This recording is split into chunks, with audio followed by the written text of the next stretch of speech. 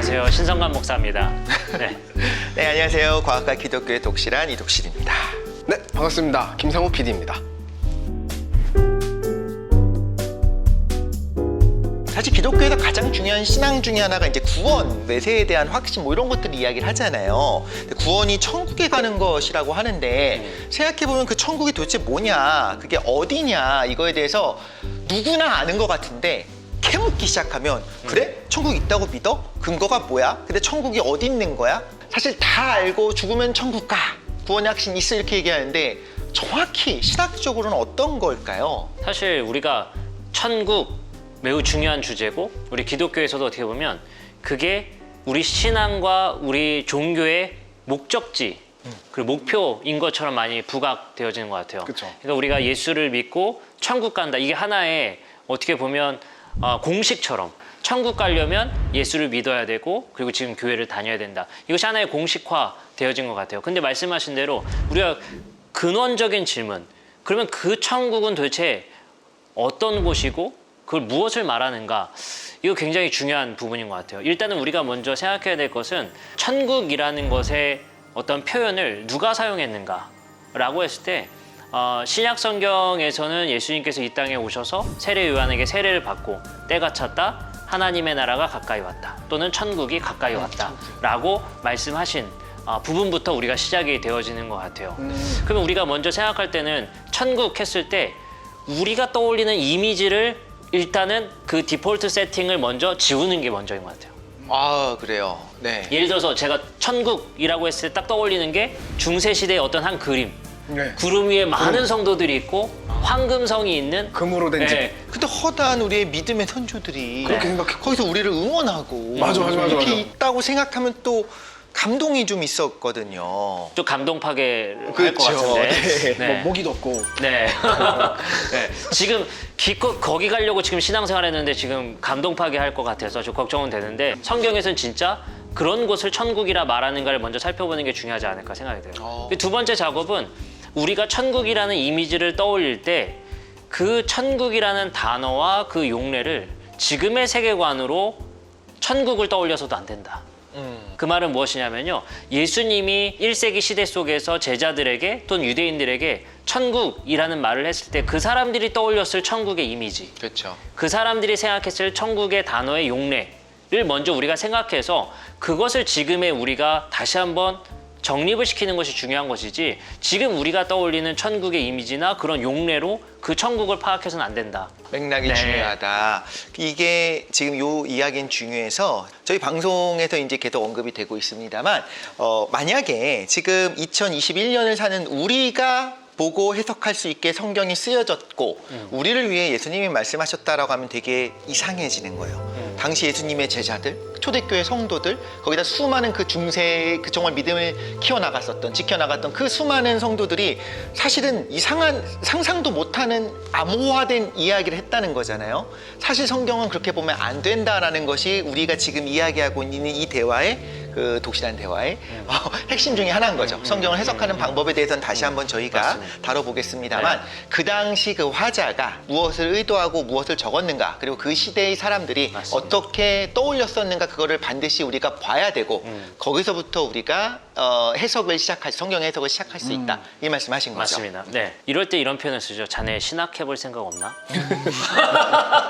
다시 한번 그 주제로 좀 돌아와서, 그러면 우리가 마가복음 1장 14절 15절에 나와 있는 때가 찼다, 하나님의 나라가 가까이 왔다, 그러니 회개하고 복음을 믿어라. 거기서 예수님이 말씀하셨던 천국이라는 용어 한번 정리하고 가면 좋을 것 같은데, 천국이라는 것은 사실 마태복음에서의 표현이에요. 네. 마태복음에서. 네네. 사실 우리에게 주어진 복음서는 마태, 마가, 누가, 요한복음, 사복음서라고 얘기하죠. 그중에 공관복음은 마태, 마가, 누가복음이에요. 마태, 마가, 누가복음이 공관복음이라는 것은 서로 공관할 수 있다, 비교해서 볼 수 있는 것이거든요. 관점이 네. 공유되는. 그래서 성경 구절이 꽤 많은 것들이 병행되고 있고, 그리고 꽤 많은 내러티브들이 비슷하게 흘러가는 내용들이 있죠. 그래서 마태, 마가, 누가복음의 그 본문의 중심 주제는 너희는 나를 누구라 하느냐 라는 것이 겹치게 되죠, 질문이. 근데 요한복음은 그 순서에 의해서 내러티브가 진행되질 않는단 말이죠. 그렇기 때문에 따로 분류해서 보고 마태, 마가, 누가복음을 우리는 공관복음이라고 얘기를 해요. 근데 놀랍게도 거기서 독특하게 마태복음만이 천국이라고 부르고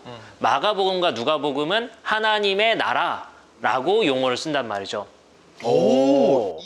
아니 계속 같은 말이잖아라고 생각을 했는데 다르네요. 천국은 하늘이네, 하늘. 그렇죠, 하늘 하늘. 나라고 네. 하나님의 나라는 그냥 하나님의 나라야. 마태복음만 천국이라고 썼다라고 얘기했을 때는 마태의 독특성인데 그러니까요. 마태, 마가, 누가복음에 똑같은 구절이 병행된다고 말씀을 드렸어요. 네. 때가 찼다 하나님의 나라가 가까이 왔다라는 구절은 마태에도 있고 마가에도 있고 누가복음에도 있어요. 네. 천국과 하나님의 나라는 같은 표현을 말하고 있다라고 볼 수 있어요. 그런데 마태는 어떤 의도로 네. 천국이라고 다르게 표현했다. 맞습니다. 근데 그런 이유를 많은 학자들이 사실 논문으로도 출판되고 많은 연구들이 있어 왔어요. 근데 가장 많이 지지를 받는 것은 마태복음의 독특성의 하나가 유대인 독자들을 염두에 쓸 거라는 학설이 되게 많아요. 왕으로서의 예수님을 또 강조하고. 그런 이유가 또 이런 이유들이 있습니다. 예수님의 탄생기는 마가복음은 없고 마태랑 누가복음은 있어요. 네. 아시죠? 네네. 두 가지가. 근데 그게 마가복음은 그렇게 중요하게 여기지 않았던 것 같고 마태복음과 누가복음은 중요하게 여겼던 것 같아요. 네. 특히 마태복음은 베들레헴 출생을 굉장히 중요하게 여기고 있어요. 그 말은 뭐냐면요. 유대인들은 자기들이 기다리고 있던 메시아에 대한 예언이 베들레헴에서 태어날 거라는 예언을 그들은 기다리고 있었단 말이죠. 그 말은 이거는 이방인들이나 다른 민족들은 모르는 개념이에요. 중요하지 않은 중요하지도 거죠. 않고. 네. 근데 마태복음과 누가복음은 그걸 중요하게 여긴다는 것은 유대인들을 뭔가 설명하기 위한, 그리고 설득하기 위한 것으로 사용하고 있단 말이죠. 그 말로 비추어 봤을 때 마태복음의 독자는 유대인일 가능성이 높다라고 학자들이 많이 얘기를 해요. 그리고 그래서 학자들은 마태복음은 유대인을 향해서 쓴 복음서, 마가복음은 이방인들을 향해서 쓴 복음서, 여러 이렇게 부르는 경우들이 있어요. 설득력이 있네요. 네. 나 그 맞는 것 같아요. 이런 걸 알고 나면 좀 더 풍성하게 성경을 읽을 수 있기 때문에 독실한 대화를 계속 구독, 좋아요를 해야 되는 구독, 좋아요. 이유이기도 하고. 댓글 알람. 마태복음은 그렇기 때문에 유대인의 독자를 염두에 뒀기 때문에 네. 하나님이라는 이름을 쓰는 것을 굉장히 부담스러워했던 것 같아요. 네. 그래서. 그 이유구나. 율법에서도 하나님의 이름을 망령되이 일컫지 말라는, 그러니까 하나님의 이름 자체를 부르는 것이 굉장히 어렵고 글로 쓰기도 어려운 유대인들, 그래서 그 표현을 고쳐서 하늘이라는 표현으로 고친 것이 아니냐라는 이야기를 많이 합니다. 네. 질문 있습니다. 네. 그러면 마가복음과 누가복음에서는 그 하나님이 어떻게 표현이 돼 있어요? 뭘로 나와 있어요? 다 데오스라는 헬라어를 쓰죠. 네, 그것은 신이라고 표현을 쓰는 용례, 보편적인 단어인데 그것조차도 부담스러워했어요. 부담스러워하는 것이죠. 저는 그 야훼의 하나님 그 이름을 쓰는 거를 부담스러워해서 그러니까. 뭐 자음만 쓰고 모음을 뺐고 요렇게는 생각했는데. 그 왜 그러냐면 유대인들에게 있어서는 그 번역 단어를 이걸로 썼기 때문에 네, 그렇기 때문에 그 단어 자체를 좀 부담스러워했던 것이 아니냐라고 보고 있는 것이죠. 피휘네, 완전히. 네. 그치, 비유이네요. 네, 맞아요. 물론 이것에 대해서도 반론이 있어요. 이게 유대인들의 어떤 독자들을 염두해서 하늘이라는 단어를 채택했느냐라는 하나의 가설이 있고, 두 번째는 하늘이라는 단어를 썼을 때 하늘이라는 용례를 썼을 때 좀 강조되는 면이 있어요. 뭐냐면 네. 어떤 공동체성 이런 걸 강조하는 부분들, 이거는 이제 제가 생략하겠습니다. 네네. 네. 또 생략한다고 하시니까 갑자기 궁금해지고 있잖아. 그건 또 어떤 주장일까? 그러니까 네네네. 다음에 하나씩 풀어주시면 좋을 것 같아요. 가장 보편적으로 받아들이고 있는 것으로 먼저 설명드리고 네. 요즘 학계에서 또 얘기하고 있는 다른 주장들이 있거든요. 그건 제가 나중에 한 번 더 설명할 기회가 있으면 설명드리도록 그러면 하겠습니다. 정말로 예수님이 말씀하셨던 거는 어떤 단어였을 거라고 해석해요? 어떤 게 오리지널이냐? 네. 진짜 예수님 말씀하셨던 그 단어. 아람어로 말씀하셨을 거 아니에요. 아람어로 말씀하실 가능성이 높죠. 네. 근데 그거를 어떤 말로 우리가 먼저 오리지널로 말씀하셨느냐라고 했을 때 그것은 아마도입니다. 이거는 하나님의 나라가 더 가깝지 않았겠느냐라고 우리는 생각은 하고는 있어요. 네. 원래 직역은 하나님 그런데 나라다. 정확하게 알긴 어렵다. 말씀하신 대로라고 하면 마태가 얘기하고 싶었던 거는 유대인들, 그 당시 살았던 바로 그 유대인들에게 예수님이 우리가 기다렸던 메시아야, 이 말씀을 전달해주고 싶었다고 하신 거잖아요. 네네네. 그러면은 뭐 근거가 뭐 아마도 구약에 있었겠죠? 네, 우리가 하나씩 추리해 가듯이 보면 좋을 것 같아요. 그럼 여기서 예수님이 말씀하셨을 때 그거를 들었던 사람들, 그 메시지를 들었던 사람들은 사실 역사를 공유하고 있던 사람들이에요. 그렇죠. 그러니까 삶의 정황 속에서 역사를 공유하고 있던 사람들한테 아하면 어할 수 있는 그 정도의 표현이었다는 거예요. 그 말은 뭐냐면 지금 우리 셋이서 한국의 역사를 지금 공유하고 있잖아요. 네. 지금 대선의 과정을 공유하고 있단 말이죠. 그렇죠, 그렇죠. 네, 곧 있으면 녹취록이 나온대요. 잠깐만. 네. 그쪽은 건들지 마시죠.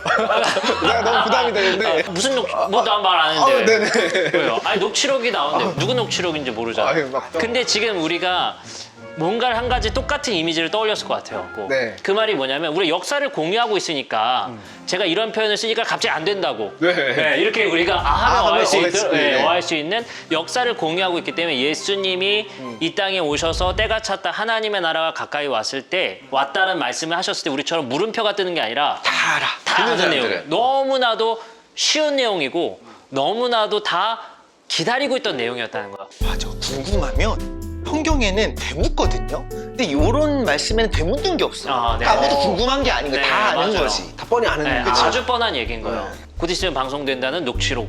또 뻔한 얘기가. 저는 그건 무슨 말인지 모르겠지만. 저도 누구 녹취록인지. 두렵고 떨리네요.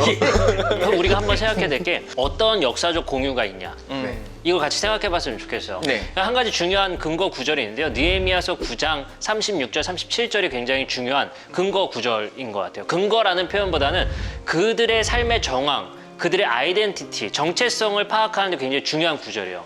그 구절이 어떻게 시작하냐면요. 오늘날 우리가 종이 되었다라는 표현을 쓰게 있어요. 네. 그 말은 뭐냐면 자신들의 정체성이 종이라는 표현을 쓰거든요.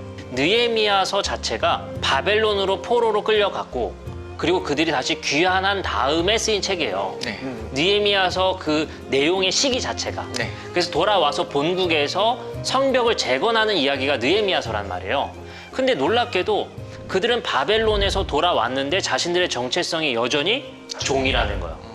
그걸 우리는 한 가지 좀 중요한 사안으로 받아들여야 될 것 같아요. 그들이 종이라고 여겼었던 이유는 그 다음 구절에 이렇게 나오는 것 같아요. 자기들의 소산 그리고 자기들의 몸과 가축을 그들이 마음대로 관할하고 있다는 표현을 써요. 이방 관할하고 왕들이. 있다. 네. 내정 간섭.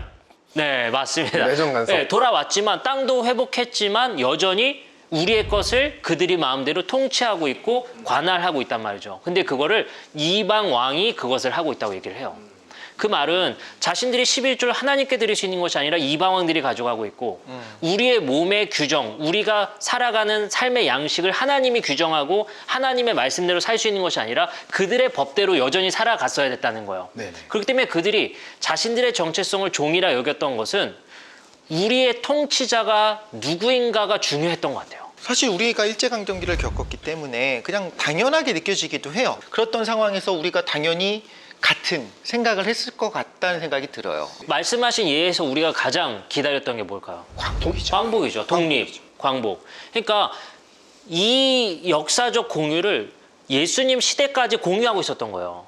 그때는 로마에게 계속 로마 총독이 통치자만 달라졌을 뿐이지 가이사가 있고 그 자신들을 통치하는 나라가 계속해서 바뀌었을 뿐이지 여전히 자신들을 관할하고 통치하는 자가 하나님이 아니라 이방 왕이었던 거예요. 그렇죠. 그렇기 때문에 유대인들이 그것에 대한 굉장히 중요한 소망의 말씀이 있어요. 그런 상황 속에서 이루어진. 이제 이해가 하나님의 나라가 가까웠다는 게 이제 뭔지 알 것 같아요. 광복이 왔다. 이방 왕이 통치하는 그 나라였다는 거였는데 이제 때가 왔다. 하나님의 나라가 가까웠다. 네. 하나님의 통치가 임한다. 아, 그 죄송한데 그 스포일러를 자꾸 하시면 지금 잠깐만 나는 틀렸다고 할까봐 사실 조금 쫄았었는데 참 오랫동안 통치를 당했는데도 불구하고 계속 유대인이라는 민족성을 갖고 있었네요. 그것도 신기하기도 네. 하고 그들은. 그래서 아까 말씀드렸던 걸 이어서 이야기를 하면은 그들이 공통적으로 가지고 있었던 그 정체성 그리고 그 정체성에 기반해서 그들이 가지고 있었던 소망에 대한 말씀이 이사야서 52장 7절에 나와요. 네. 이사야서 52장 7절을 읽어드리면 좋은 소식을 전하며 평화를 공포하며 복된 좋은 소식을 가져오며 여기서 좋은 소식이라는 게 우리가 흔히 말하는 신약 성경에서 유앙겔리온 복음입니다. 복음이라는 표현은 이미 구약 성경에서도 사용되어지고 있어요. 그래서 이 좋은 소식, 그들에게 있어서 좋은 소식은 아까 우리 독실님이 말했지만 당연히 광복일 거예요. 한번 읽어보면 이렇게 말씀이 쓰여 있습니다. 좋은 소식을 전하며 평화를 공포하며 복된 좋은 소식을 가져오며 구원을 선포하는 내용인데 그 선포는 시온을 향하여 이르기를 내 하나님이 통치하신다라는 소식이 그들에게선 복음이고 구원이다. 그래서 여기서의 구원은 절대로 내세를 가려고 하는 그게 아니에요. 의도는 아니었을 거예요. 충격이야. 이제 머리카락 다 쭈뼛쭈뼛 서고 있어요. 너무 그래서 충격적이야. 여기서의 구원은 아까 독실님이 말했었던 광복의 내용에 더 가까울 것이다. 해방의 내용에 가까울 것이다. 근데 그 해방의 중요한 기점은 왕의 변화. 이방 왕이 아니라 하나님의 통치로 전환되는 것이 그들에게서는 구원의 표현이고 그들에게 있어서의 구원은 곧 광복, 해방이라는 관점을 가지고 있던 거죠. 이게 이제 공생에 처음 시작할 때잖아요. 네. 그러니까 여러 가지가 이제 짜맞춰지는 게 그때 예수님의 제자들이 그렇게 구름같이 몰려드는데 그런데 그 많은 제자들이 다 뿔뿔이 흩어지고 겟세마네 동산에서 기도하시고 십자가에 못 박힐 때 다 사라지고 여인들밖에 안 남는다는 거죠. 네. 그 이해가 안 갔었는데 그 예수님의 많은 제자들은 사실은 메시아로서 하나님의 아들로서 예수님을 기다렸던 게 아니라 자신들께 광복을 가져올 그런 이제 강력한 지도자를 원했었던 거였는데 예수님은 그 한참 너머에 온 인류에 대한 구원 계획을 갖고 계셨으니까 어쨌든 그거에 대해 실망하면서 다 흩어져 버린 거였다 당시에. 이렇게 말하면 좀 미안하지만 그 당시 유대인들의 마음도 살짝은 왜 실망했는지 알 것 같기도 하네요. 아마 베드로도 그 기대가 깨졌던 것 같아요. 예수님이 십자가에서 죽었을 때. 네. 그걸 더 연결해서 얘기하면 아마 성경에서 등장하는 집단들이 등장하죠. 바리새파, 사두개파, 에세네파 이런 어떤 집단들이 등장하는데 그 집단들도 마찬가지예요. 같은 역사적 공유를 하고 있지만 기대하고 있던 광복의 방향이 다른 거예요. 그리고 그 기대하고 있던 광복의 방법이 다르고 거기서 우리가 또 성경에서 자주 등장하지는 않지만 열심당이라는 질럿. 네. 스타크래프트에 많이 나오죠. 네. 젤롯, 그러니까 예수 시대에 있었던 그 4개의 당원 중에 열심당이 어떻게 보면 무력적 광복. 그렇죠. 어쨌든 그런 분파들이 있었던 이유가 그 광복에 대한 가치가 다르고 개념이 달랐다는 거죠. 예수님과 제자들도 아주 독특한 광복을 주장하는 하나의 집단으로 여겨졌을 거예요. 근데 그 제자들 중에 열심당원도 있었고 그랬을 세리도 거예요. 있었고 네. 그러니까 되게 정말 이상한 집단으로 보였겠네요. 약간 이런 거죠. 대선 캠프가 여러 개 그만할까요? 그 대선 캠프가 여러 개가 있는 것인데 새로운 당 하나가 네. 등장한 것인데 네. 사실 그거를 이렇게 표현한 학자들도 있어요. 나사렛파. 나다. 그러니까 그것은 우리가 부르는 방식은 아니지만 외부에서 그렇게 불렀을 것이다. 네, 외부인들이, 그러니까 바리새인들이나 사두개인들이 나사렛의 예수라는 사람을 쫓아다니는 나사렛파 정도 하나로 생각했을 것이다. 근데 그들은 독특한 광복을 주장하고 있고 독특한 이야기를 하고 있다라는 것 정도를 하나의 분파 정도로 여겨졌을 거예요. 절대 종교로 시작한 건 아니었을 거라고 그렇죠. 생각을 합니다. 어쨌든 지금 이야기 읽었던 이사야서 52장 7절에서 구원과 복음은 네. 그들에게서는 해방의 소식이고 그 해방은 하나님의 통치가 도래하는 것. 그것이 중요한 가치로 여겨고 있었다는 것이죠. 지금 이야기를 듣다 보니 나도 모르게 이런 거였어라는 걸 깨달은 것과 동시에 약간 이제 마음이 어려워지려고 합니다. 목사님 혹시 계속 들으면 이거 좀 시험에 드는 그런 얘기가 될 수도 있습니까? 이유는 모르겠는데 뭔가 진실로 딱 다가갈 때 그 나도 모르는 불편함이라는 게 사실 있는 것 같아요. 그 아브라함이나 그 구약의 인물들을 보면 그 사람들은 뭐 천국 가게 해주세요 이런 얘기를 하는 게 아니라 돈 주세요, 약간 돈 주세요 좀 너무 저급했다. 이 땅에 기업을 주세요, 땅을 주세요, 막 이런 식으로 이제 그치. 땅을 그러니까 제가 말하는 범위는 학자들에 의해서면 구약 학자들은 대부분 구약 성서에서는 내세 신앙은 거의 없다. 네, 그러니까요. 라는 게 거의 동의고 일치점이에요. 물론 우리가 그런 표현 쓰잖아요. 완전 없다. 아예 없다. 이런 표현은 조심스러워요. 그럼요. 네. 완전 없진 않다. 네. 네. 그러나 그 내세 신앙이 꼽힌 것은 사실은 굉장히 후기에 꼽혀진 내용이고요. 그것은 나중에 우리가 부활편에서 거기서 부활절이죠. 이제 4월달 되면. 네네. 그 굉장히 독특해. 왜냐하면 구약 성경에서 우리가 에스겔서의 어떤 마른 뼈가 살아나는 네네. 생기 살아나는 그걸 부활로 여기는데 그들은 그걸 부활로 생각하진 않아요. 그 당시 사람들은 예수님의 부활 신앙은 상당히 독특한 개념이고요. 구약 성경에서도 메시아나 그리스도에 대한 예언된 말씀에서도 부활에 대한 예언은 없습니다. 아까도 말했죠. 내세에 대한 그런 부분들이 굉장히 좀 네. 안 나온다고. 부활편에서 네. 다루도록 합시다. 너무 궁금하다 이건. 너무 궁금하면서 그 마음의 어려움이 있어요. 네네. 내가 지금까지 믿었던, 견고하게 믿었던. 근데 요걸 깨는 작업은 정말 필요하다는 생각이 들어요. 우리가 유럽의 교회들을 보면서 유럽은 기독교 공동체인데 정작 사실 믿음이 있다고 얘기하는 사람은 또 많지 않을 수 있잖아요. 왜냐하면 그것이 그냥 문화가 되어버리고 생활이 되어버리니까 그런 것처럼 사실 우리도 특히 교회 안에서 계속 자라난 사람들은 그렇게 될 수 있거든요. 근데 내 믿음이 맞는지에 대해서 다시 한번 살펴보되 목사님의 독특한 해석이 아니라 성경으로 돌아가자는 거니까 네. 우리가 꼭 이 네. 시간이 좋은 것 같습니다. 네, 맞습니다.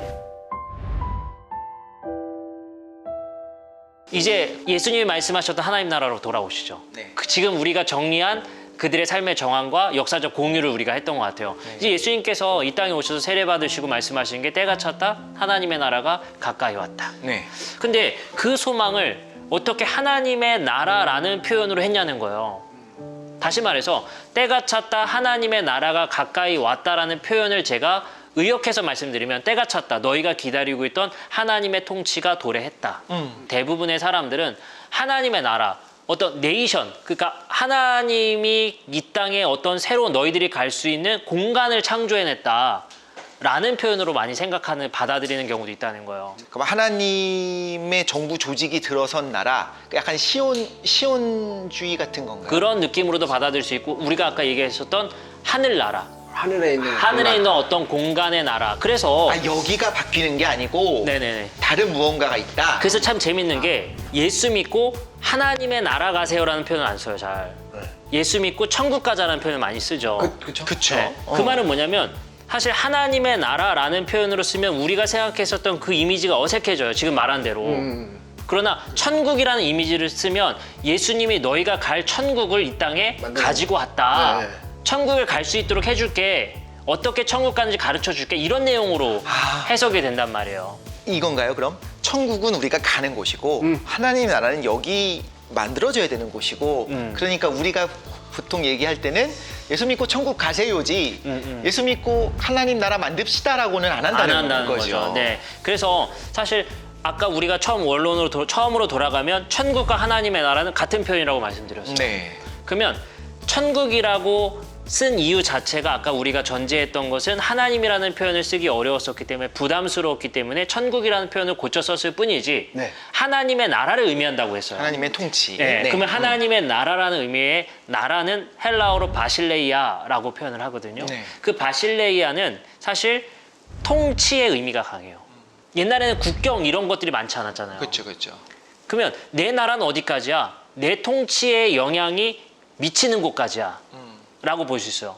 그렇기 때문에 당시에 바실레이아라는 단어를 썼을 때는 왕의 통치에 영향이 미치는 것의 의미예요. 그 말은 그러면 그걸 하나님이라는 것을 붙이면 어떨까요? 하나님의 통치에 영향력이 미치는 것 정도가 되겠죠. 다시 말해서 예수님이 이렇게 표현하신 거죠. 때가 찼다. 하나님의 통치의 영향력이 이 땅에 오게 되었다. 네, 이런 표현을 우리가 의미론적으로 받아들여야 된다는 거예요. 그렇죠. 네. 그런데 그 듣는 사람들은 그렇다고 하나님이 갑자기 정말 그 총독의 자리에 오르시진 않았을 테니까 역사적으로 보면 말하자면 로마인들을 쫓아내고 대제사장이 혹은 우리가 뽑은 유대인의 왕이 들어서게 되는 거를 상상하지 않았을 거예요. 듣는 사람들은 그걸 하나님의 통치라고 생각했을 것 같아요. 다윗의 자손. 그렇게. 그거를 생각해서 다른 사람들이 다 하였죠.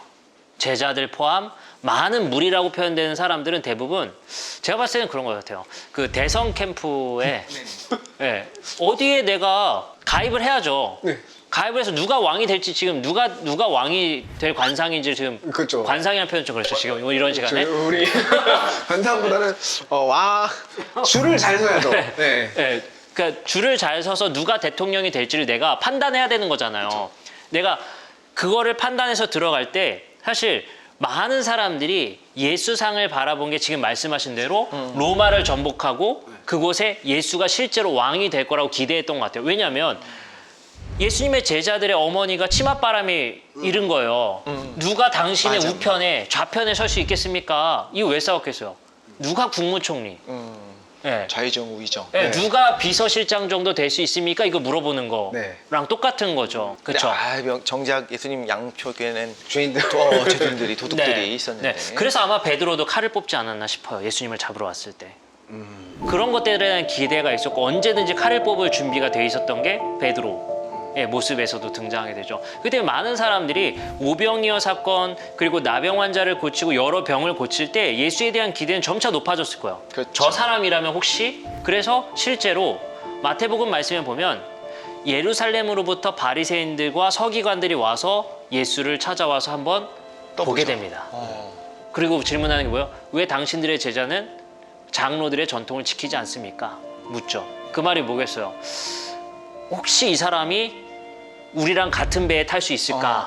한번 점검해보고 싶었던 것 캠프에 같아요. 들어올랑 말랑. 단일화가 가능한가? 단일화가. 그거를 원해서 구경을 오거나 아마 그걸 한번 점검해보고 싶었던 것 같아요. 왜냐하면 자기들이 가지고 있었던 율법과 자기들이 꿈꿨었던 하나님 나라가 이 땅에 도래하는 방식과 일치하는지 봐야 했을 것 같아요. 타협이 가능한지. 네. 근데 예수님은 그들이 가지고 있었던 전통을 사실 전복시켜 버리게 되는 거죠.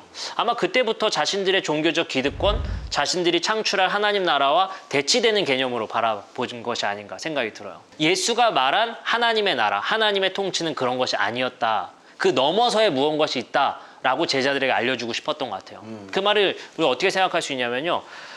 베드로가 아주 좋은 고백을 하죠. 당신이 정말 그리스도고 당신이 정말 하나님의 아들이다. 네. 그때 예수님께서 하신 게 비로소 내가 사흘 만에 살아나야 되고 내가 죽임 바 되어야 된다는 걸 비로소 가르치죠. 그때 베드로가 강력하게 말린단 말이에요. 맞아요. 그럴 수가 없다고. 그렇게 하나님 나라가 오지 않는다고 강력하게 말리죠. 그때 예수님께서 말씀하신 것이 너는 하나님의 일이 아니라 사람의 일을 생각한다. 네, 그리고 쌍욕하시죠. 네. 사탄아 물러가라. 재밌게도요. 마태, 마가, 누가복음의 하나의 독특성은 제자들은 계속 예수님이 하신 말씀을 이해를 못해요. 그치. 그치. 우리는 알지. 깨닫지 못하더라. 이게 계속 반복된단 말이에요. 그럴 것 같아요.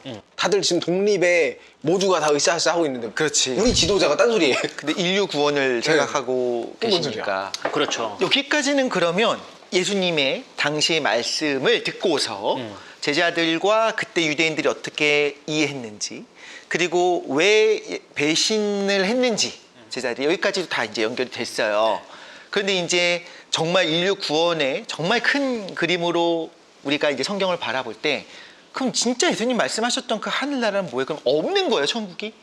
그게 사실 궁금한 거죠. 결론적으로 천국은 있는 건가요, 없는 건가요? 저 죽으면 천국 가나요? 이게 너무 궁금한 네. 거예요. 하나님의 나라라고 한다면 하나님의 통치가 임한다라고 하면 뭐 이렇게는 생각할 수 있을 것 같아요. 우리 가정이, 우리의 이 공동체가, 우리 교회가 하나님의 주권을 인정하고 우리가 이렇게 기도하고 신앙생활하면 여기가 하나님의 나라다 뭐 이런 이야기를 하고 우리가 그렇게 믿기도 하잖아요. 가는 건지 안 가는 건지. 말해 드려요? 아니 우리가 생각하는 건 그런 거거든요. 끝나고 그럼에도 그러니까 이 땅에서 그렇게 하는 거고 그래도 죽고 나면 그치. 그래도 이제 내세에 대한 소망 그리고 내세에 대한 소망이 기독교에 되게 중요하니까 네. 그렇죠. 그러면 이제 성경에서 있다 없다보다는 내세에 대해서는 굳이 언급하지 않는다라고 봐야 될까요? 그게 당연히 궁금할 것 같아요. 근데 사실은요, 성경에서는 사람들이 죽어서 어디 공간으로 간다는 것에 대한 오해를 불러일으킬 구절들도 존재를 해요. 아까 말씀하신 낙원이나 어떤 나사로의 비유들 이런 것들을 통해서 그런 것들은 그럼 도대체 뭐냐 이렇게 반론하실 수 있을 것 같아요. 제가 이렇게 말씀을 드려요. 하나님의 나라는 분명히 이 땅에 하나님의 통치가 도래하는 것을 의미하지만 그렇다고 해서 우리가 어딘가에 가는 개념이 전혀 없냐? 여기서도 표현을 전혀 없다라고 말하기는 어렵다. 전혀 없다고 말하기는 어렵다. 그러나 그것도 물론 해석학적으로 논란의 여진이 있어요. 그것도 이렇게 해석할 수 있고 나사로의 이야기도 당시의 어떤 시대적인 공유되고 있던 하나의 이야기를 은유적으로 표현한 것이다 라고 반박할 수도 있어요. 그러나 분명히 그 당시에도 많은 것이 하나로만 규정하기는 어렵다라는 것을 우리가 좀 러프하게 받아들였으면 좋겠어요. 그런 부분들은. 네. 예, 모든 것이 다 하나만 말하고 있다라고 보기엔 조금 우리가 무리가 있을 수도 있다. 말씀하신 뉘앙스를 보면 명확하게 우리가 어떤 기독교인의 신앙을 얘기할 때는 죽고 나서 나의 영혼이 하나님 앞에 올라가는 것을 가장 사실 첫 번째 중에 하나잖아요. 여러 가지 중에서. 근데 그게 성경에서 명확하게 드러나지는 않는다는 말씀이시죠. 비유를 바꾸시라는 거예요. 비유를. 그 말이 뭐냐면 하나님의 통치의 개념으로 등장하는 천국의 개념의 교정이 9대 1. 9대 1 정도. 9 정도 말한다면 1 정도는 우리가 어떤 공간의 개념으로 가는 개념으로 표현되는 구절들이 있다. 근데 우리는 지금 현재 바꿔서 어딘가로 가는 개념을 9로 말하고 네. 그렇죠. 하나님의 통치의 개념으로 바라보는 경우는 1에 가깝다. 저 우주 어딘가에 하나님 나라가 딱 있고 거기 가가지고 그러면 영원히. 지금 죽은 사람들은 도대체 뭐 어떻게 되는 거냐? 네.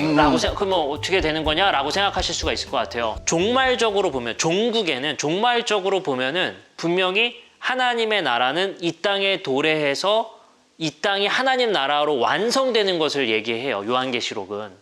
네. 네. 그러나 지금 말씀하시는 부분은 우리가 지금 당장 종말이 오기 전에 죽은 사람들의 문제, 네. 바울의 표현을 우리는 인용해야 된다고 봐요. 사망도 하나님과의 생명을 끊어놓을 수가 없다.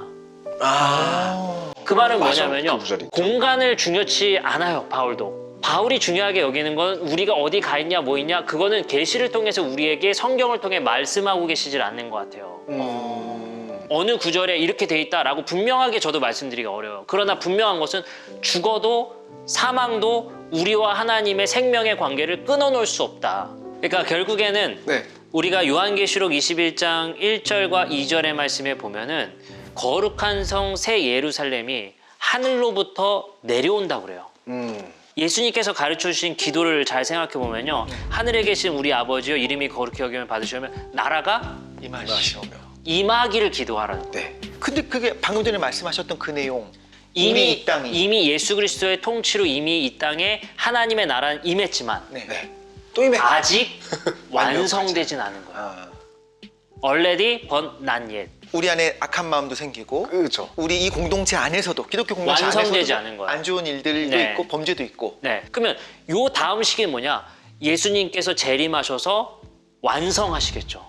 그 완성이라는 것은 심판의 개념일 것이고 이제 하나님의 통치를 받는 사람들로 완전히 이 땅을 회복하시고 하나님의 왕국을 완성하실 거예요. 그 시기까지는 충돌될 것이고 그 시기까지는 우리 예수 그리스도의 통치를 받는 사람들의 가치와 그렇지 않은 사람들의 가치의 충돌 속에서 계속 살아가는 시기를 우리는 사는 거죠. 그럼 예수님이 재림하시는 그 시기까지 우리가 미리 그 전에 죽은 공존 시대. 네. 성도가 네네. 그러니까 이 사회상은 공존하고 있고 그렇게 가고 있고 그 전에 죽은 성도들의 영혼이 어떠한지는 명확하게 드러나 있지는 않고 사실 네. 그건 그렇게 중요하지 않을 수도 있고 왜냐하면 성경에서 말하고 있는 화자들은 기자들은 중요하게 여기지 않았던 것 같고 네. 바울조차도 한두 표현으로는 유추할 수 있지만 한두 표현만을 가지고 꼭 그렇다라고 표현하기 어려워요. 그걸 뭐 가톨릭의 개념에서는 연옥이라는 표현을 써서 그거를 말을 할 수 있는 것 같아요. 근데 연옥이라는 표현이 성경에 쓰였냐 안 쓰인 거 다 아시죠? 네. 그러니까 연옥에는 교부들이 이야기하는 이 질문은 교부 시대도 있었던 거예요. 그렇죠. 지금도 하시고 네.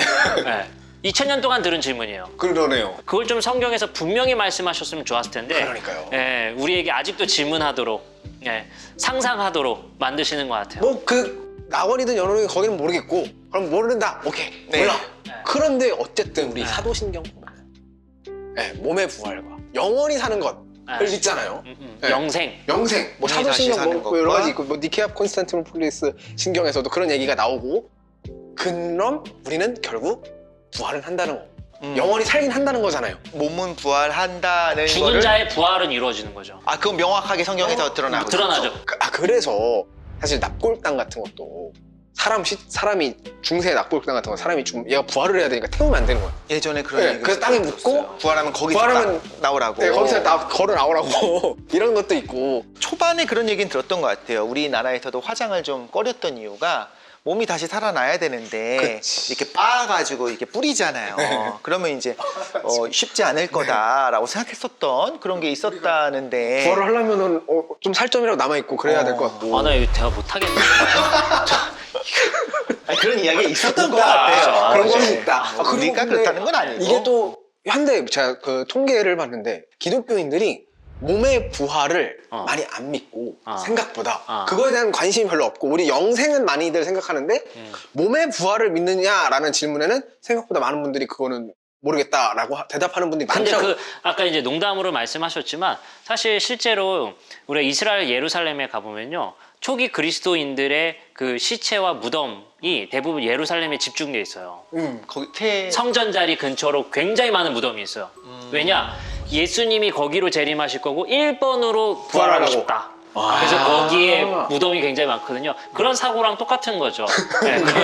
그런 사고에 의해서 하나의 신앙이고 우리가 그걸 비하할 필요도 없을 것 같아요. 그럼요. 하나의 신앙인 그럼요, 것이고. 근데 고린도전서 15장 말씀을 보면 부활을 부정하는 사람들과 바울은 경론을 벌여요. 그리고 바울은 부활이 있음을 분명히 말합니다. 근데 그거는 그냥 부활이 아니라 육체의 부활을 믿게 되죠. 근데 재밌는 게요. 고린도전서 15장 후반부에 보면 그러면 그 부활체를 입은 사람의 모습은 어떠한데 바울에게도 질문했겠죠. 그렇죠. 그 바울은 궁금하다. 뭐라냐면 갑자기 동물들을 나열해요. 갑자기 이게 뭐야 이거 동물로 부활한 막 이상한 얘기를 해요. 그거 뭐겠어요? 잘 모르겠다. 육신의 부활로 부활하는 것은 분명하다. 그러나 그게 어떠한 형체일지는 우리가 그것도 유추할 수밖에 없는데 예수님의 변화산 사건이라든지 예수님이 부활하신 부활체의 몸의 모습이라든지 이런 것들을 통해서 우리는 이렇게 부활하겠구나 정도를 우리는 생각해보고 상상해볼 수 있는 정도가 우리에게 주어진 전부인 것 같아요. 먹고 마시는 것 가능하고 네. 드셨어요. 네. 벽도 막 통과하고 문화도 즐길 수 있고 그런 모든 것을 할 수 있는 것이 필요하다는 거. 근데 한번 이런 생각도 해보셨으면 좋겠어요. 우리가 너무 성경 읽을 때 영과 육체를 선과 악으로 구분하는 개념이 있어요. 맞아요. 그렇죠. 육체 나쁜 거. 근데 사실은 성경에서 육체라는 것을 부정적으로 여기는 것은 등장은 해요. 그러나 물질 세계나 육체에 대해서 무조건 부정을 하는 거나 이거를 무조건 악하게 보는 것은 아니에요. 그쵸. 예, 청소하셨는데. 하나님이 창조하신 물질 세계를 선하게 보는 개념이 더 많거든요. 그쵸. 근데 이런 개념들은 성경적 개념이라기보다는 플라톤의 주장이 있었죠. 그 당시의 철학 사고가 기독교와 혼재됨을 통해서 네. 영과 육을 선과 악으로 구분하는 개념을 가지고 그 세계관을 가진 사람들이 성경을 보니 영은 선하고 육은 악하다. 어떤 영지주의적 개념이 많이 해석학으로 등장해 버린단 말이죠. 그리스 철학이 많이 그 당시에 있었으니까 네. 읽던 사람들한테도 토착화된 거죠. 네, 토착화라는 말이 토착화된 괜찮네요. 거죠. 네. 우리나라에도 토착화가 되는 것처럼. 그렇죠. 우리 그리스도교회도 우리 한국 기독교회도 유교적인 관습이 많잖아요. 네, 그렇죠. 그게 하나의 토착화 과정에서 일어나는 어떤 혼재적인 게 있는 거죠. 의외로 성경에서 명확하게 얘기를 하고 있는 명확하게 거는 얘기하는 게 육체의 부활. 육체의 근데 이렇게 표현해야 돼요. 이것도 조심스럽게 표현합니다. 육체의 부활이라는 표현보다 네. 새 육체로의 부활. 새로운이라는 것은 다르다. 그래서 새로운 것이라는 표현보다 성경에서의 새로움은 항상 회복. 갱신된. 갱신된. 하나님께서 요한계시록 21장 1절에 새 하늘과 새 땅으로 창조하신대요. 네. 그건 아까 제가 말씀드렸다시피 태초에 하나님이 천지를 창조를 이미 하셨고 그 천지를 새로운 하늘과 새로운 땅으로 만드신다는 거예요. 갱신, 리뉴얼이네요. 그러면 올드가 있고 이게 새로운 게 있잖아요, 우리는. 네. 이 두 개를 구분한단 말이죠. 네, 그렇죠. 그러나 성경에서의 새로움이라는 것은 올드가 새로워지는 거예요. 갱신되는 개념이에요. 회춘. 죄송합니다. 그러니까 더 쉽게 표현하면 네. 이런 거예요. 자, 보세요. 예수님이 내가 너희들에게 계명을 주는데 그냥 계명이 아니라 어떤 계명? 새 계명을 주신다고 그래요. 네. 근데 그 새 계명은 야, 니네 거 다 끝났어. 새로운 거 줄게. 의 표현이 아니라 옛날 율법이었던 하나님의 사랑과 이웃 사랑을 새롭게 갱신을 시켜주겠다. 완성되고. 약간 그러니까 폐기하고 새로운 것이 아니에요. 새 하늘과 새 땅도 폐기하고 새로운 것 주시겠다는 게 아니라 옛날에 있던 것을 새롭게 회복하시겠다. 새롭게 하소서가 생각나네요. 네, 새롭게 갱신하시겠다. 이런 표현에 가깝다는 것이죠. 그러니까 새 육신도 네. 옛날 것 버리고 새 것 주겠다라는 표현이 아니라 옛 것을 새롭게 회복하시겠다. 네. 라는 표현으로서 육신의 부활의 표현으로 우리가 아주 디테일이지만 이런 거를 우리가 잘 개념 정리를 해놓는 게 그래도 우리가 좋겠다 생각이 들어요. 근데 이 부분을 언제 온다? 뭐 이미 왔다. 어떻게 하면 가능하다라고 디테일한 내용에 살을 붙이게 되면 자칫하면 이단으로 빠지기 되게 그렇죠. 쉬운 부분이네요. 네. 그거를 지나치게 상상한다던가 지나치게 성경 구절을 가지고 우리가 그걸 뭐 유추한다든가. 알다시피 우리가 성경 구절은 그 문맥에서 읽어야 되기 때문에 그거에 유추할 수 있는 단어가 등장한들 그게 문맥상 네. 안 맞으면. 예, 정말 그게 우리가 먼저 죽은 자들이 대기할 장소를 의미하느냐는 또 그 구절을 해석해봐야 되고 문맥상 살펴봐야 되는 것도 필요한 것이죠. 네. 예, 오늘 사실은 저는 천국에 대한 말씀을 해주신다고 해갖고 그냥 죽으면 성도들이 하나님 앞에 가는 그 천국에 가는 것이 당연히 있겠지. 성경에서 근거를 말씀해 주시겠거나 이렇게 생각을 했는데 좀 의외의 이야기가 나오면서 굉장히 이제 성경 공부를 한 것 같은 느낌이 그러니까요, 저는. 들기도 네. 해요. 이 베드로후서 네. 그 3장 12, 13절을 보면 이런 말씀이 있잖아요. 하나님이 날이 임하기를 바라보고 간절히 사모하라. 그날에 하늘이 불에 타서 풀어지고 물질이 뜨거운 불에 녹아지려니와 우리는 그의 약속대로 의가 있는 곳인 새하늘과 새 땅을 바라보도다. 되게 물리적인 내용이 있는 것 같기도 해요. 하늘이 불에 타서 풀어지고 물질이 뜨거운 불에 녹아지려니와 이런 것들 물질. 하면 물론 성경에서 과학적 팩트를 우리가 끌어내려고 하는 시도들은 굉장히 잘못된 것도 그렇죠. 많았고 그렇게 하면 안 됩니다. 전 정말 그렇게 생각하는데 이런 것들을 보다 보면 혹시 어떤 환상을 보았다고 한다면 어떤 모습을 봤다고 한다면 그런 끝의 모습 우리가 생각하는 마지막의 모습이 약간 이런 거잖아요. 불로 세상이 딱 멸해지고 그러면서 악한 자들이 사라지고 죄가 없어지고 이런 것들이 좀 드러난 걸까? 아니면 이것도 비유로 봐야 되는 걸까? 제가 지금 말한 것에 반론적인 성경 구절이 될 수 있을 것 같아요. 왜냐면 네. 분명히 불타고 녹아버리고 이런 표현들이 있는데 네. 도대체 갱신된다라는 것과 충돌되는 성경 구절이 아니냐 이렇게 표현하실 수 있을 것 같아요. 네네네. 근데 참 재밌는 게요. 베드로후서 3장 10절의 말씀에 보면 모든 일이 드러날 것이다 라는 표현이 있어요. 근데 이게 킹제임스 버전의 초창기 버전을 보면 불타 없어질 것이다 라고 번역되어져 있어요. 왜 그러냐면요. 불타 없어질 것이다 라고 쓰여 있는 성경으로 번역된 이유가 원래 우리가 가지고 있는 성경에 발견됐던 사본들로 구성되어져 있잖아요. 네. 근데 그 사본, 먼저 발견된 사본이 그 사본에 분명히 불타 없어질 거다라고 사본이 쓰여있기 때문에 킹제임스 버전은 당연히 그 사본에 당시에. 의거해서 불타 없어질 거다라고 번역을 했어요. 네. 그러나 후대에 사본이 하나가 더 발견되는데 최초에 발견된 사본보다 더 앞선 더 오래된 사본이 발견됐는데 그 오래된 사본에서는 불타 없어질 거라는 표현이 아니라 드러날 것이다 라는 표현으로 그게 발견이 돼요. 글자 한 개 정도의 아주 차이일 거예요. 가벼운 차이인 거죠. 그래서 당연히 성경 번역 학회에서는 지금으로 따지면은 어떻게 보면 성서공예죠. 네. 성서공예에서 그 일을 하는데 그 성서공예에서 오래된 사본이 더 번역상 앞서기 때문에 이거를 불타 없어질 거라 해서 모든 것이 드러날 것이다라는 것으로 교정이 되게 됩니다. 그 약간 DNA 갖고 계보 찾는 거랑 비슷하네요. 맞습니다. 더 근데 가까운 게 어디 그렇게 있느냐. 번역했을 때 더 문맥상 번역이 자연스러워요. 왜냐하면 보세요. 베드로 전서 1장 7절에 보면 불의 활용 용도가 나오는데 이렇게 쓰여 있습니다. 너희 믿음의 확실함은 불로 연단될 것이다. 그러니까 불의 사용처가 뭔가를 불태워서 다 소멸시키는 불로서 등장하는 것이 아니라 확인하는 것으로 모든 것이 드러나는 것으로 사용된다는 거예요.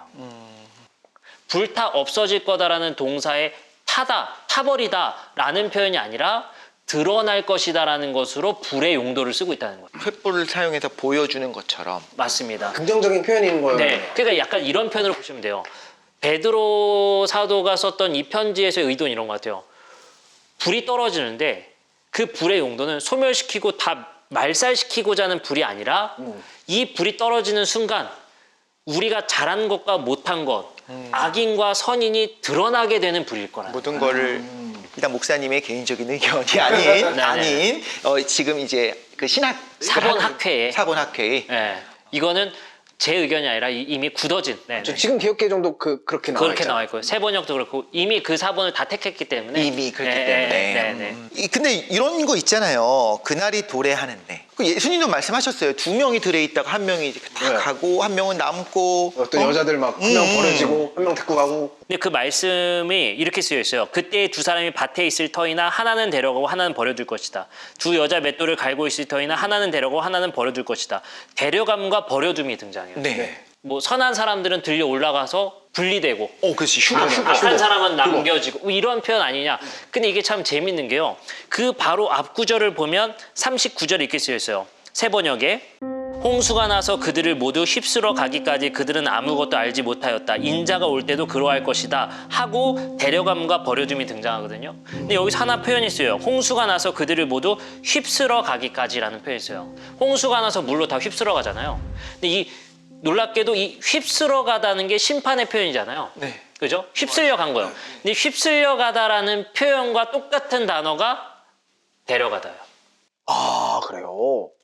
그러면 잠깐 남아 있는 사람이 이렇게 탄 거네. 아니 좋은 거네. 좋은 거죠. 그러니까 예수님께서 분명히 심판에 대한 내용을 여기서 말씀하시는 건데 우리가 오해했던 것은 선한 사람들이 데려가짐을 받을 것이다. 이걸 휴거로 들려주는 인용해서 거예요. 쓰이는 표현인데 휴거로 사용할 수 있는 성경 구절이 일단 아니고 일단 네, 여기서 예수님께서는 노아의 홍수라는 사건을 통해서 그들이 이 홍수 사건처럼 심판받을 것이라는 것을 경고하고 계시다라는 것이 중요점이라는 거예요. 네, 그래서 사실은 여기서 휩쓸려 가다는 표현과 데려가다는 표현을 같이 봄으로 인해서 우리는 이렇게 볼 수가 있는 거예요. 또 반복될 수 있거든요. 그러면 데려가는 사람들은 심판받는 거고 남겨지는 것 이게 현상적으로 일어날 것이냐라고 우리가 또 판단하기보다는 이쯤 되면 이제 느낌이 오기 시작하네요. 아시겠죠? 네, 이걸 그렇게 네. 또 판단하기보다는 예수님의 의도, 말씀의 의도가 우선돼야 된다는 거예요. 네. 예, 이 현상으로 일어날 거다는 자꾸 현상에 집중하고 문자에 집중하는 것이 아니라 예수님의 말씀의 의도는 노아의 홍수 때처럼 심판의 저희들은 날이 온다. 심판하고 그렇게 휩쓸려 갈 것이다 라고 이제 이야기를 할 수가 있죠. 그날이 도적같이 이른다고. 그러니까요. 많은 것들이 이제 해결이 됩니다. 그러게요. 근데 진짜 한글 번역으로 보면은 기존의 해석들 있잖아요. 네. 하나님이 데리고 가고 남은 사람들은 불덩이로 심판하실 그런 지금 느낌이 든다고. 말씀하신 그것과 또 관련된 구절이 이런 구절이 있어요. 뭐냐면 데살로니가 전서 4장 16절부터 17절인데 주께서 호령과 천사장의 소리와 하나님의 나팔 소리로 친히 하늘로부터 강림하시리니 그리스도 안에서 죽은 자들이 먼저 일어나고 그 후에 우리 살아남은 자들도 그들과 함께 구름 속으로 끌려 올려 네. 공중에서 주를 영접하게 하시리니 여기서도 긍정은 끌려 올라가는 거예요. 네. 근데 이거는 알 것 같아. 영접이잖아요. 마중 나가서 영접하고 맞아요. 다시 내려오는 거야. 네, 맞아요. 마중 나가네. 네. 그래요. 신학해볼 생각. 마중을 나가요. 네. 영접하러 나가는 맞아요. 거니까. 당시에 왕의 귀환의 표현이에요. 왕의 귀환할 때 백성들이 나가서 영접하고 환영하는 거예요. 이 말은 예수님이 강림하셔서 우리가 하늘로 올라가는 게 아니라 예수님이 이 땅에 내려오시기 위해서 우리가 마중 나가는 장면. 근데 두 분은 스포츠 좋아하는 거 있으세요? 저 모든 종류의 스포츠를 다 싫어합니다. 진짜요? 그러면 꼭 내가 버릴 수 없는 문화. 전 치킨 먹는 거. 영화 보는 거 좋죠. 이거 왜냐면 진짜 양보하지 못하는 걸 딱 상상했을 때 네, 양보할 수 없는 거. 밸런스 게임 같은 거 했을 때 뭐 평생 치킨 못 먹기 대 뭐 이런 이거 하니까 치킨 못 먹는 건 좀 속상할 것 같습니다. 전 여행. 여행. 이 질문을 드린 이유가 이 땅에 만약에 하나님 나라가 도래하는데 그게 있었으면 좋겠어요? 없었으면 좋겠어요? 있었으면 좋겠죠. 그 모두의 열망이에요. 네. 게임도 있었으면. 그 지금까지 우리가 인류의 역사 속에서 만들어진 모든 문화 하나님께서 다 악하게 여기시는 건 아니라는 거예요. 사실 그런 생각을 많이 했던 것 같아요. 하나님 천국 가면 간다고 생각했으니까 가면 맨날 기도하고 맨날 찬양하고 항상 찬양만 해야 돼. 우리가 만들어낸 그 문명이나 이런 모든 것들을 하나님께서 보기 싫어서 다 부서져버리는 게 아니라 원래 최초로 하나님은 우리를 창조하셨을 때 생육하고 번성하여 충만하라는 문화 명령을 하셨고 그 문화를 존중하고 계시고 그 문화를 아름답게 여기신단 말이죠. 물론 우리가 악으로 인해서 만들어낸 악의 문화들도 있지만 근데 그 모든 것을 전부 다 불태워서 소멸시키고 폐기해버린다라는 생각은 우리가 좀 넘어섰으면 좋겠다. 혹은 우리가 그런 약간의 자극적이고 악한 것들에 끌리는 그 본성이 달라질 수도 있지 않을까요? 그럴 수도 있죠. 회복될 그렇죠. 거니까. 네. 악한 인간이 문제니까.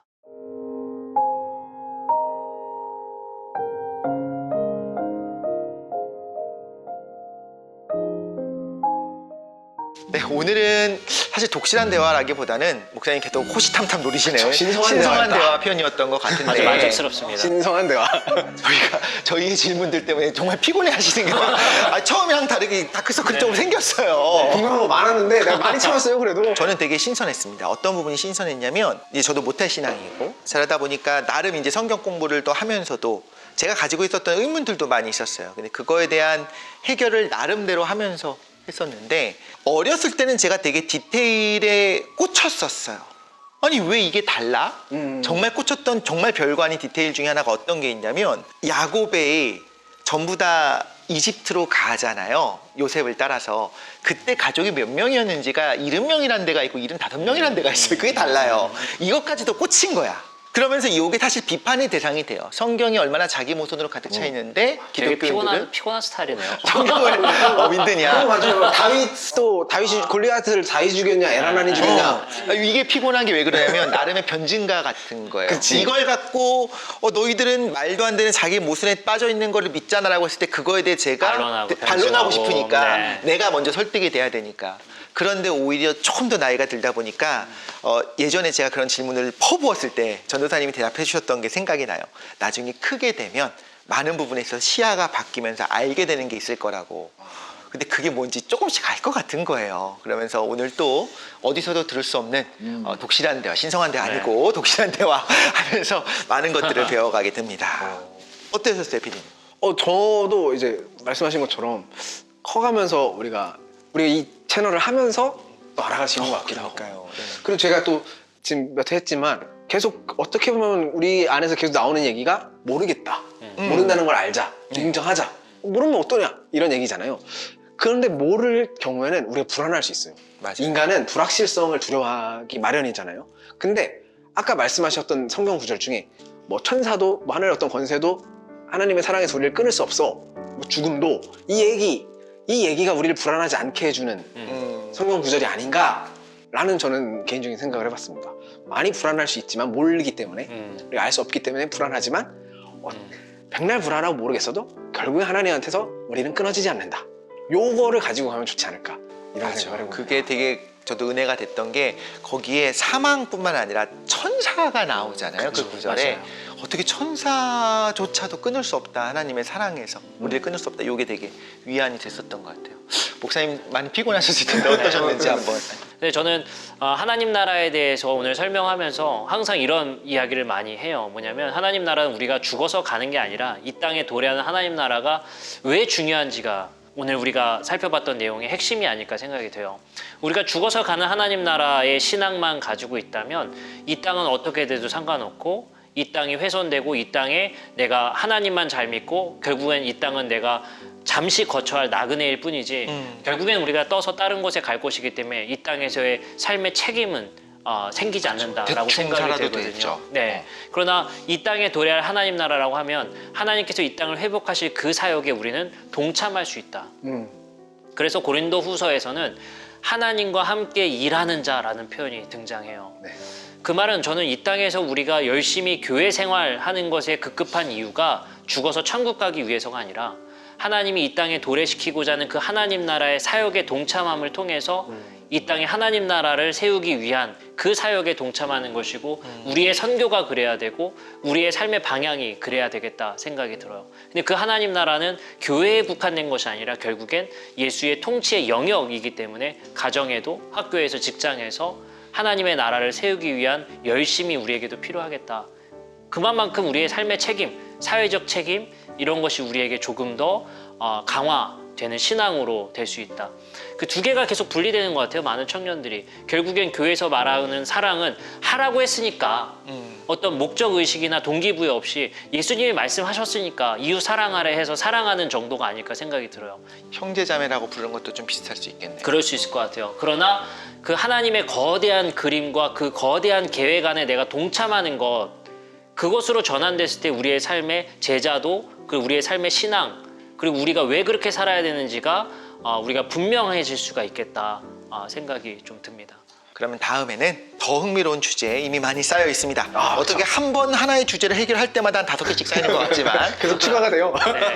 더 재미있는 주제 갖고 들어오겠습니다. 감사합니다. 네, 감사합니다.